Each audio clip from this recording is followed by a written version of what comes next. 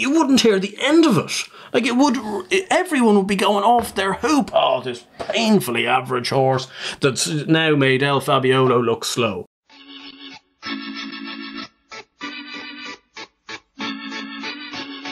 Alright all, and welcome back to another Let's Talk Racing video in association with Racing TV, looking back on last weekend's action, some lively pointers to the Cheltenham Festival, which is getting so close, Josh. We're here. It is really fingertip stuff now. We are. Cannot wait. That being said, I think because I struggled last week picking a selection, I'm still looking and nothing's really coming out of the woodwork. There's a couple of bits here and there which we might touch on in this video, but we're basically going to go through all of the big talking points this week. Some big performances, some big news, some slightly less positive news, unfortunately, as well as go through a few of your questions that you sent over on YouTube and on Twitter. So thank you very much for those. And if you do enjoy this video, please hit that like button. If we could smash 750 likes on this video, we'll do something special in the next video, maybe a giveaway. Yeah, I think so. I think we're due one at this stage. And as I say, when you're getting this close, you're past 10 up day. There's not many more days. I suppose we've got the Ascot Chase coming up this weekend, which we'll be previewing in our video later on this week, which hopefully will be good fun as well. I think we're getting to a stage where an awful lot of the groundwork has been set, and we've now just got to go and pick the winners. Absolutely. Fingers crossed we can do just that.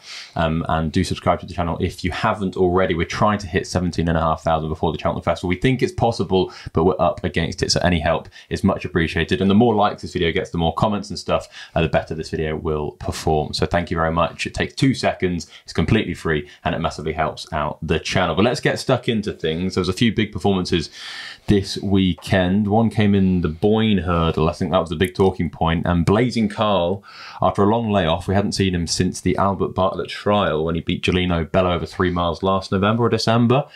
He came out. He won very impressively. He's now 3-1 for the Stayers Hurdle. Is he your idea, after what you saw, of the Stayers Hurdle winner? Well, I think provided he doesn't bounce, which I don't think he will, to be honest. He's getting a nice enough little break in between races. He'd be my winner, personally speaking. It was a funny market going into the weekend. I know Tiupo's favourite and has done very well this year. Obviously, a very good winner of the Hatton's Grace. Brilliant in the Galmoy, but I don't know, there was something just irking me about him. I don't know, but I wasn't really sure what to take him on with. Hard not to take him on with this horse, to be honest, because I personally believe, a lot of people will know I'm a fan of the Oliver McKiernan horses. I was set on meet and greet. I told you on Wednesday he couldn't be beaten. Well, I didn't think he would, because I thought Blazing Khal would be out for a bit of a spin. Even turning in, I'm there thinking, this horse cannot be beaten. I was doing that little song that, this cannot be beaten. Do you think that the Burns family would have been disappointed if he'd finished a good second or third? Because I don't think he would have. No, I suppose, I think turning in they'd have been pretty happy. Jumped really soundly. Like last year, when you remember him as a novice, he was a sloppy jumper at Cheltenham. He didn't jump very well. A few times under Donny McInerney. He got into a really good rhythm under Phil Burns. And I think turning in, if they'd given you second, great. Meet and greet's a decent yardstick. You have to remember as well, he's got that linked form, finishing third in that race at Christmas time. And he was getting £5 from the winner. And he's beat him senseless on his first start. I thought he was so impressive. The rest of the race probably wasn't up to a whole pile, but they were miles clear of the rest, so it doesn't really matter what the others did. I completely agree. I think I'd rather back Blazing Khal than Tiupo, even if they were the same price. I know Tiupo's slightly shorter. I think 3-1. Do you think that price is fair? I think it's very fair based off what he's done. I know there's people at the start of the season, we had an awful lot of comments right at the start of the season about Blazing Khal, and he was a horse that I really liked. I always have liked, and I'm a little disappointed, I suppose, I don't have as juicy a slip as I perhaps should do, given how much I liked him last year. But at the same stage, I'm very happy with how he performed, and I'm very happy with, obviously, how he's looking for the Stayers Hurdle now, and he would be my idea of the winner. And for Stayers Hurdle interest, Classical Dream is a horse that people don't know where he is. I put him up before the Stayers Hurdle. I think he's drifted to 12-1 since I put him up. Apparently he's fine. Ruby keeps saying on the road to Cheltenham, he's seen him every morning, and he's absolutely fine. So I wonder if he's going to go there, and maybe it's just a small setback, or maybe, like we suspected, nothing was that serious over Christmas, and they were making out like it was more than it was. One big, unfortunate piece of news came out today, and that is that Allaho is going to miss the Ryanair chase due to a setback. Race is blown wide apart. Yeah, completely. It's a real shame. He's obviously such a good horse. He's been brilliant in this race the last 2 years, and I suppose at the start of the season you would have had lofty hopes that, you know, could they have even tried to have made a Gold Cup horse out of him after what he did at Punchestown. I doubt we'll see him this season, and unfortunately, just with the way things are looking with this horse, there may be a possibility we might not see him again. Really? You can't say that. No, I know, but he's brilliant. I know he's absolutely brilliant, but unfortunately, I'm here to bring the bearer of bad news. But like, I don't like these types of horses with Willie Mullins when they're having setbacks a lot of the time. I've done enough heartache in the past with the likes of Duvans and Benny de Jews and stuff like that. It never does turn out to be that great, and I think we're going to have to assume that Allaho, the best days we've seen of Allaho have probably been seen, and fingers crossed we will see him next year. Maybe take in a King George. It'd be a great horse to run in a race like that. But things aren't looking good at the moment. So Allaho out, we probably lose the X factor, a real superstar in the race, but it does make it more competitive. Fakir Udari, who was meant to run in the Ascot Chase this weekend, I personally suspect he still will, and then we'll just run hereafter. You slightly less? I just think they'll maybe have a think about it now, because they would have really been of the idea, I suspect, if Allaho was running at Cheltenham, that they'd have done Ascot and Aintree again. As for, do you want to kind of bottom the horse out at Ascot? Now, it's not going to be that bad ground, so, you know, you could get away with it, but it's going to be just over 4 weeks between races. It's difficult to do. I just wonder whether they'll just be thinking, you know what, we'll have a real crack at the Ryanair now. Well, he's 3-1 best price for the race. Blue Lord's best price 7-2. Do we think he's just going to go up in trip now? I think probably so, because what else does Willie run in it? He might supplement Hoton Colour, who's a good horse, has plenty of ability, but at the same stage, you wouldn't be putting your house on Willie Mullins wanting Hoton Colour to be his number one, because he is a bit of a klutz. Like, he does make mistakes. He finds ways of not winning races. So I'm not sure whether they'd be massively confident on him. Blue Lord, I know some people have been crying for him to go up in trip. I think he's a very good horse, but I wouldn't have him in a Ryanair myself. Shishkin is 5-1. Yeah, well, might see him this weekend. Yeah, braver men than me have backed Shishkin at that type of price. That is a real stinker, is it not? It is. And Conflated, who I think is going to go down the Gold Cup route, is 6-1, joint 6-1 with Fury Road, who. Now Allaho was out, the first thing I did was check Racing Post. Who's in the race? Who could we back if Allaho doesn't turn up? He's not going to turn up. And the one that I came down on was Fury Road at 6s, purely because he's a very good horse on his day. I personally think he's a grade 1 horse on the day. I know you're slightly dubious with that. On his day, I think he's a grade 1 horse. The one time he's been to Cheltenham, he finished very close, second or third to Monkfish. Third to Monkfish. Latest exhibition was second. And it was a great run, I thought, behind Galopin de Champs in the Irish Gold Cup. I don't think he quite sees out 3 miles. I think 2.5 would be perfect. He's won over that distance this season already. I think there's a lot to like. Yeah, no, I'd agree with you to a certain extent there with Fury Road. He's not maybe the most trustworthy horse in the world, never has been, but on his day he's a very good horse. You even have to look back in his second to Ahoy Seigneur in the 3 mile grade 1 at Aintree last year, the novice race, where again, did he quite get home? If you stop that race at 2 out, you'd have thought he was all over the winner. That being said, I wonder what they're going to do with Conflated. I see some people think that they just should crack on with the Gold Cup. He might have a chance in that. Some people saying, why on earth would you not run him in the Ryanair? If Conflated was to run in the Ryanair, he'd beat Fury Road 10 times out of 10 for me. Yeah, no, I would probably agree. Maybe not 10 out of 10, but possibly 8 out of 10 times. Luccia, we hadn't seen her since the elaborate trophy meeting at Newbury, where she made her hurdling debut. A very bright prospect, hacked up in that Sandown bumper last year. She was very impressive the other day at Exeter. 7-4 now for the Mayor's Novice Hurdle. I think that's where they're going to go. Nicky Henderson had a press morning today, and I think the questions are asked. Is she going to go Supreme? Should she be going Supreme? What would you do? No, I'd run her in the Mayor's Novice Hurdle. She has a much better chance than that, obviously. I don't think she'd be up to winning a Supreme, personally speaking, even with a Mayor's allowance. Look, she was really good. The comments about her are very positive, which is good, and I think they're to be respected, because Nicky doesn't, just blow smoke up these horses' ass for nothing, really. Usually it is with the very good ones. Nico was very complimentary. I suppose in my slightly more dull kind of look at the things, you know, would you not expect her to be beating a horse like Lallygag? Like that Lallygag would be absolutely lapped around Cheltenham in any type of race. Like, fair enough, he's a good horse that's won a few nice little races this year, but I didn't think she was doing anything that she shouldn't have been doing personally if she was anywhere near as good as they've been making out. And I think you could make a very strong case, given Mullins is going to be mob-handed in that mare's novice, that 7-4 is awfully skimpy. I do think it's a short price. I think she's clearly got lots of ability, but I don't think I'd personally be backing her for the race at that price. And I think if I owned her, I don't know, in a wide open Supreme, I'd possibly go there and get the £7 and see. Well, I just don't think it's going to be... So do you not run the... If she absolutely dots up in a mare's novice hurdle, would you not potentially regret not going to the Supreme, whether she finished second or third in the Supreme?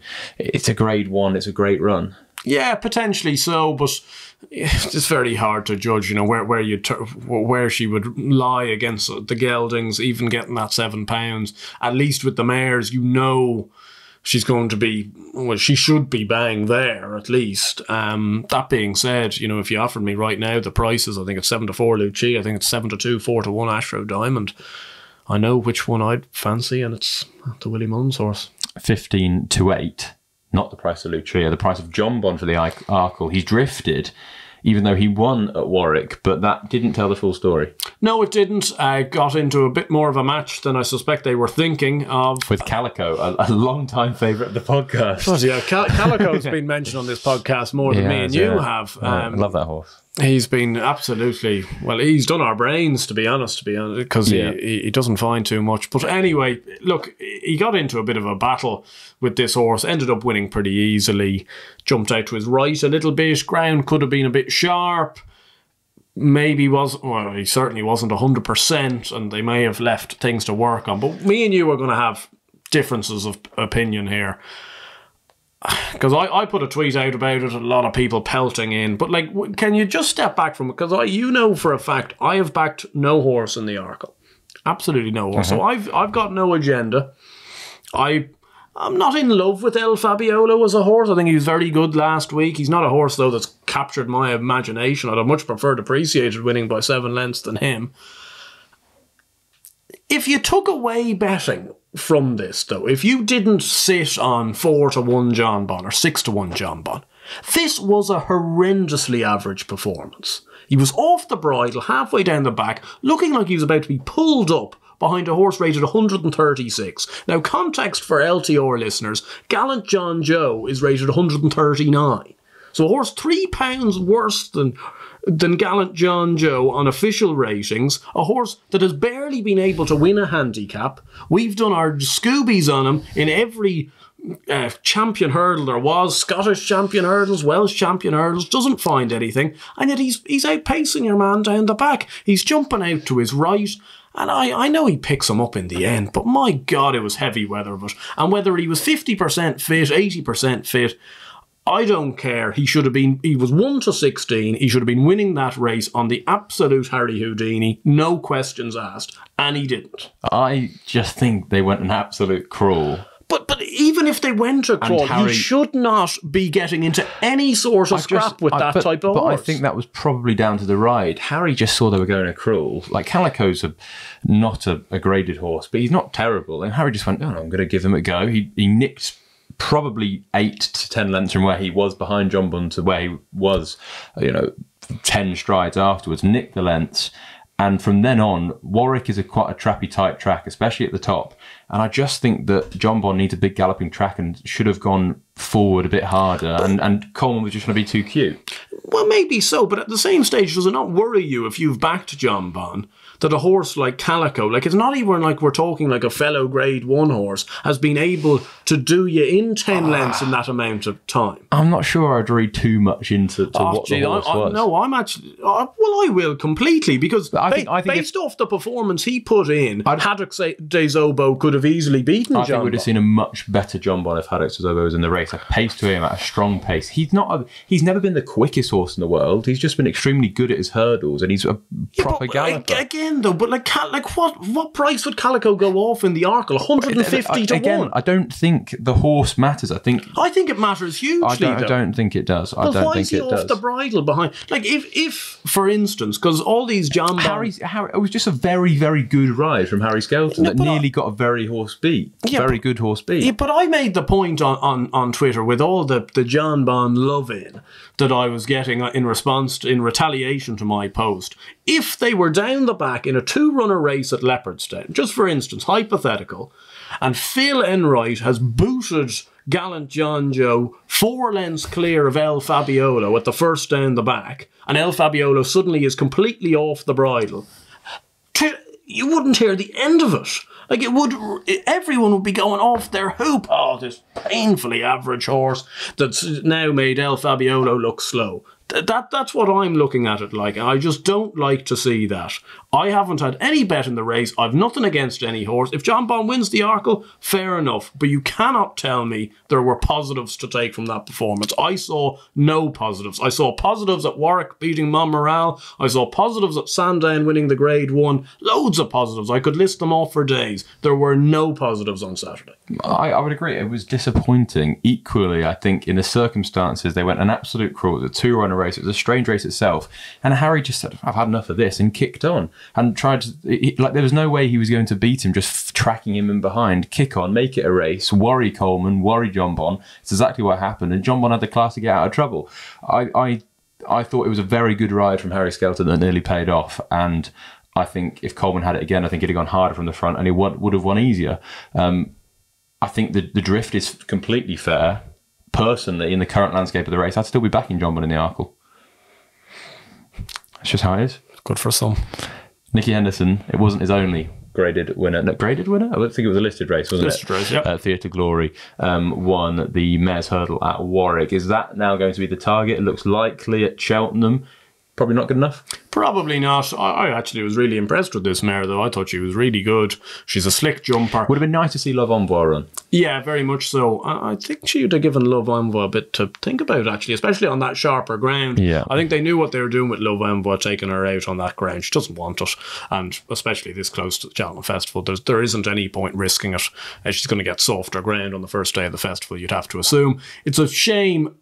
I don't know why it is. I said it to you a few days ago. I think Theatre Glory would have been near on made for like a county hurdle or something like that, a really fast pace. I think she's got a bit of quality, but they've kind of blown that by obviously winning this race, and they're going to have to go for a mare's hurdle.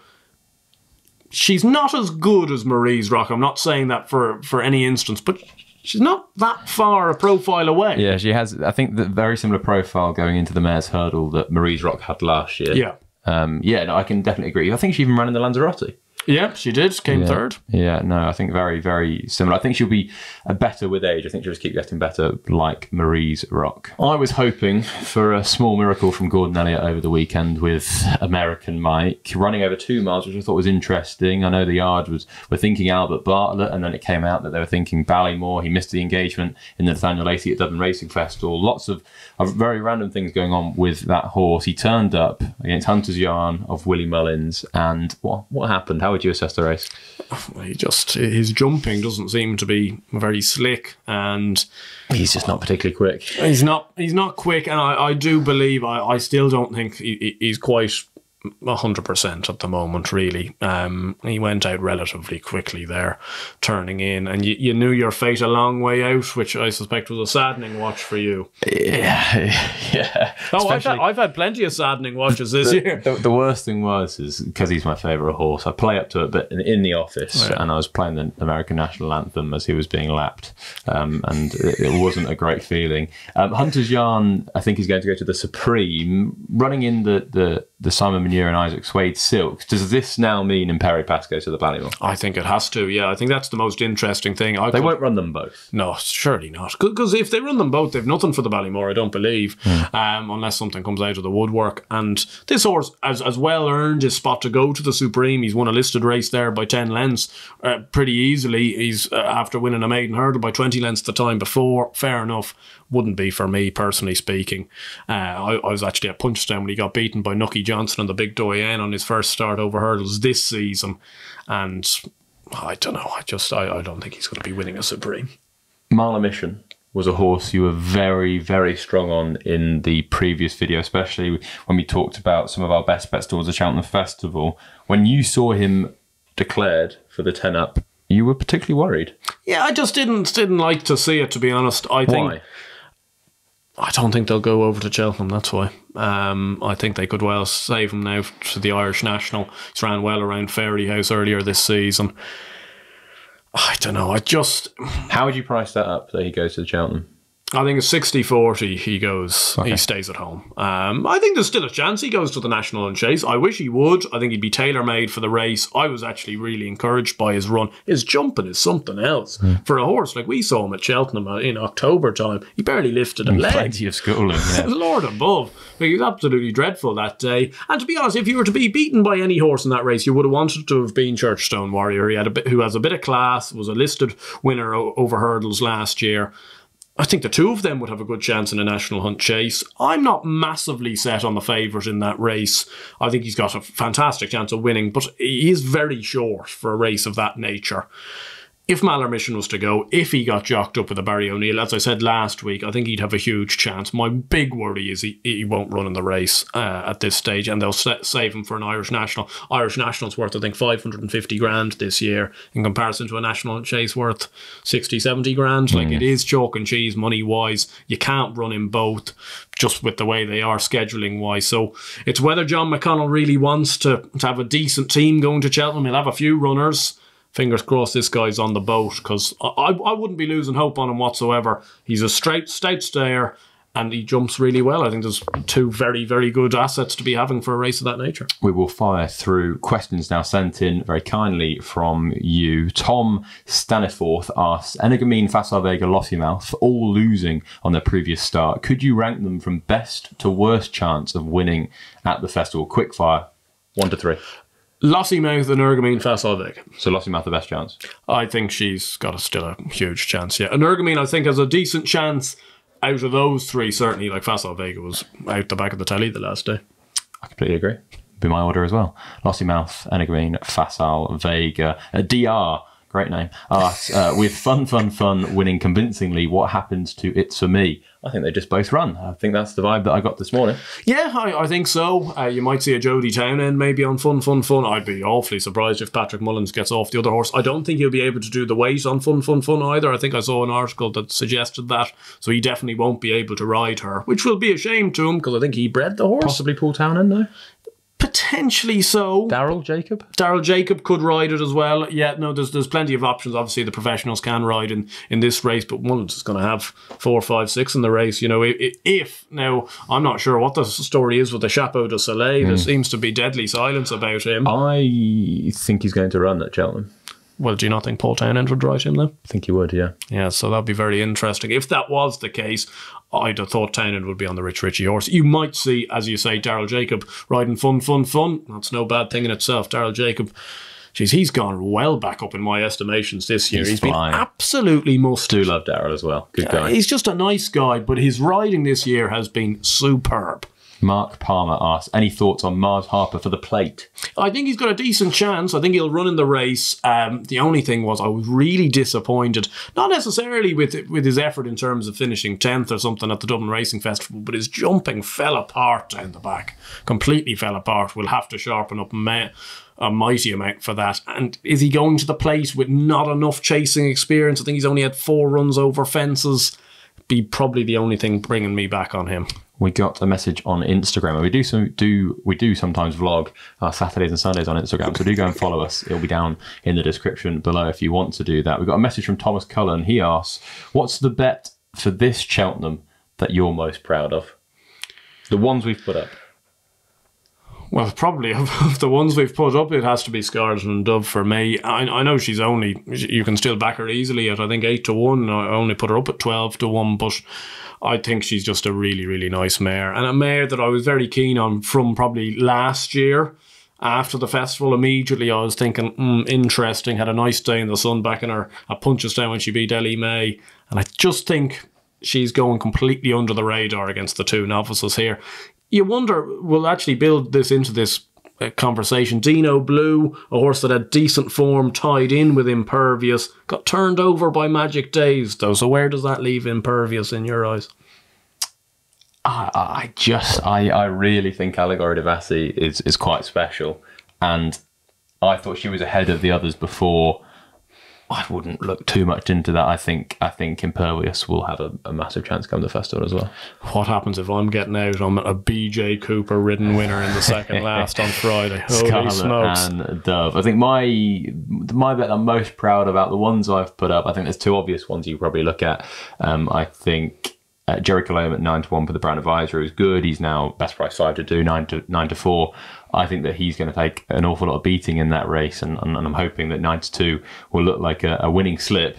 And then the other one, I think Salvador Ziggy, purely because of how early it was. The horse is going to run in the race. It was 25-1. I think best price 9-1 now, and I'll be pretty confident that there'll be a top jockey booked on him. Possibly David Russell, if not Jordan Gainford, maybe Jack Kennedy if he gets back.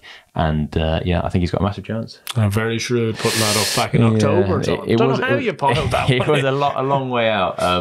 But no, I think he's going to run in the race. All systems go, and I'm looking forward to seeing Salvador Ziggy. But we are looking forward to also touching on the Cheltenham handicaps. We'll do probably a couple of videos for the Cheltenham handicaps. One just looking at the entries, and then one maybe hinting at a few fancies a few weeks out, and then one really close to the festival. But thank you very much for all the support on these videos. Honestly means the world.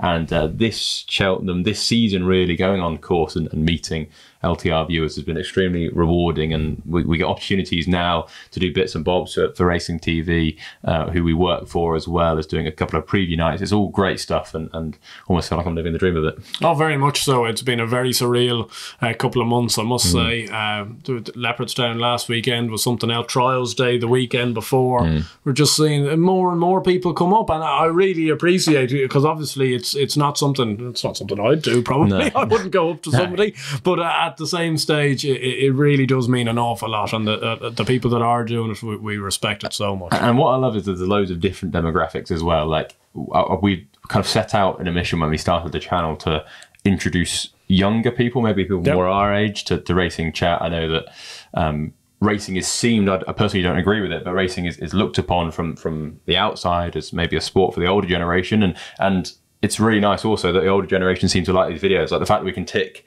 both of those demographics is brilliant. And thank you very much. And those that do come up on Racecourse, it's always nice because they have a proper informative chat, and it feels like we almost know them as well. Like we talk about the racing, we talk about how they're doing. If they're back to any winners, it's great. Yeah, apart from the people that still are giving me jip about Wrexham. No, yeah, no. That every now and again there is one of those King of Kingsfield or something like that. There's just no need. Like, but at the same stage, I'd be piling in myself. Like I pile into you, you pile into me, and I'm glad that people feel that they can do that, because really I'd be doing it to myself. Yeah, absolutely. We do hope you enjoyed this video. Subscribe to the channel if you haven't already. Let's try and hit 750 likes on this video, and we will see you later on this week for a weekend preview.